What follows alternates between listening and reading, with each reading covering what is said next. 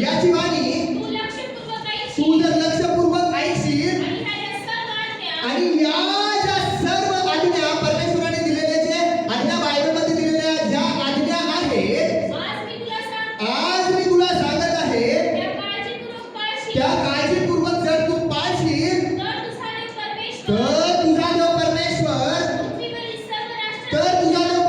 पृथ्वीवरील सर्व राष्ट्रामध्ये तुला उंच करेल. काय करेल? आता आज्ञा पाळल्यानंतर करार पाळल्यानंतर पहिल्या नंबरवर परमेश्वर काय करणार? पृथ्वीवरील सर्व राष्ट्रांमध्ये आम्हाला काय करणार? उंच करणार. नंबर 2 काय सांगतं?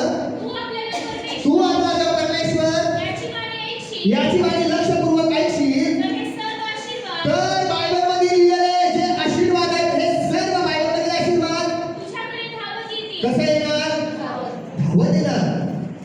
कधी येणार आशीर्वाद धावत? परमेश्वराची आज्ञा परमेश्वराचा करार पाळल्यानंतर न आशीर्वाद कसे येणार? धावत येणार. पुढे काय सांगता बघा. ज्या नगरामध्ये तुम्ही राहता त्या नगरामध्ये तुम्ही आशीर्वादित होतील. तुझी शेतीवाडी आशीर्वादित होईल. तुझ्या पोटचं फळ, तुझ्या भूमीचा उपज आणि तुझी खिल्लारे, तुझी घुरेढोरे, तुझी त्या घुरेढोराची शेरडे मेंढरे त्यांचे वत्स देखील काय होणार? आशीर्वादित होणार. आणि पुढे काय सांगतं बघा आणखी? तुझी टोपली व तुझी परात, तुझी टोपली आणि तुझी परात पण आशीर्वादित होणार. तू घराच्या आतमध्ये येणार तेव्हा आणि तू घराच्या बाहेर जाणार तेव्हा पण तू आशीर्वादित होणार. पुढं तुझ्यावर चढाई करून जाणारे तुझे शत्रू तुझ्या पुढे मार खातील असं परमेश्वर करेल. कधी करेल परमेश्वर? कधी करणार? हे बायबलमध्ये लिहिलेले आशीर्वाद आहेत. हे परमेश्वराचे आशीर्वाद नंबर 1 लक्षपूर्वक ऐकायला पाहिजे. परमेश्वराने दिलेले आज्ञा पाळायला पाहिजे. परमेश्वराने दिलेले नियम पाळायला पाहिजे.